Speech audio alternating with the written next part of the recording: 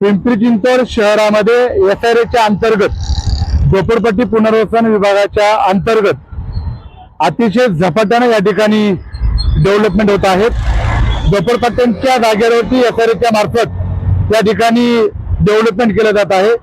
आपण आता पिंपरी चिंचवड शहरातील प्रमुख जी भाजी मंडई आहे त्या भाजी मंडईच्या उड्डाण पुलावरती आपण या ठिकाणी आहोत। या उड्डाण पुलाला लागूनच या ठिकाणी सॅनिटरी चाळ नावाची वस्ती या ठिकाणी होती।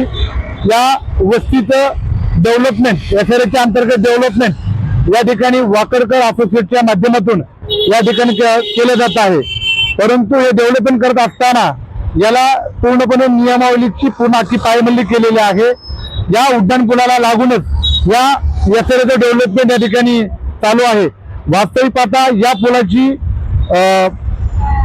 वयोमर्यादा या पूल हा कधीही कोणत्याही क्षणी याचं डिमोलेशन करण्याची वेळ आपल्यावरती येऊ शकते, कारण हा पूल अतिशय फार जुना पूल आहे। या पुलाचं डेव्हलपमेंट जर करायचं म्हटलं, याला जर रिपेअरिंग करायचं म्हटलं, याला पुन्हा नव्याने बनवायचं म्हटलं तर ही पाठीमागची जी इमारत आपण बघतोय ही त्याला अडथळा ठरणार आहे।